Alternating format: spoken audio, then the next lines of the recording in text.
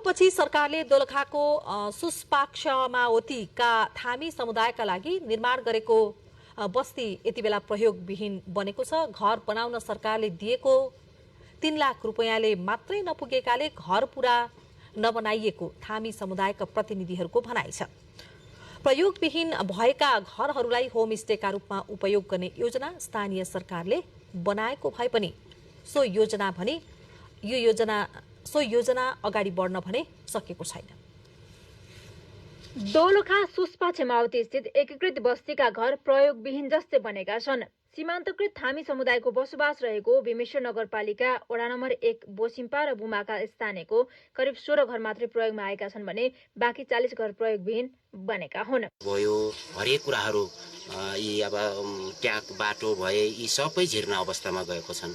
2072 को भूकम्पपछि थाथलो बोसिम्पा र बुमा बस्न अयोग्य भनी सरकारले पानी पोखरीमा सरकारी जग्गा स्थानीयको नाममा गरेर घर निर्माणको लागि 3 लाख उपलब्ध गराएको थियो। तर आर्थिक अभावका कारण देखाउँदै स्थानीयले घरको आधा संरचना मात्र निर्माण गरी छोडिदिएको स्थानीयले बताएका छन्। रातभरि डोजर लगाएर अनि टिप्परलाई भोलिपल्ट माटोहरू ओसारेर अनि उस गऱ्यौँ मिस। त्यही भएर पैसा जति उतै खर्च भयो अनि आर्थिक अभावले गर्दा चाहिँ यो घर आजसम्म फिनिसिङ नभएको मिस।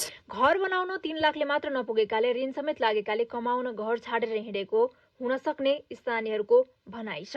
स्थानीय सरकारले सो स्थानलाई एकीकृत बस्तीको रूपमा विकास गरी होमस्टे निर्माण गर्ने भने पनि सो कार्यान्वयनमा हुन सकेको छैन।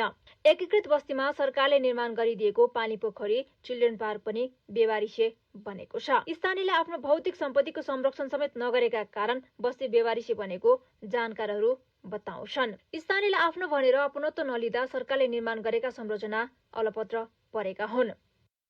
यो कसैले ऋण परेको छ, कोही पैसा कमाउन गएका छन्, कोही अब यहाँ अलि अपाए भइकन उतै नै बसेका छन्। कोही चाहिँ आएर यहाँ बस्छन्, कहिले बेलुकाखेरि कोही आएर बस्दैनन्।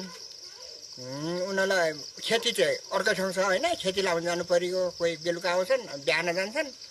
57 घरधुरी मध्ये 56 घर ठडिएका त छन्, तर 40 घरको आधा संरचना निर्माण हुन बाँकी नै छ। मन्दिरा थापा, नेपाल टेलिभिजन, बागमती प्रदेश, दोलखा। सरकारले त्रिभुवन विश्वविद्यालय सेवा आयोगको अध्यक्षमा किशोर थापालाई नियुक्त गरेको छ।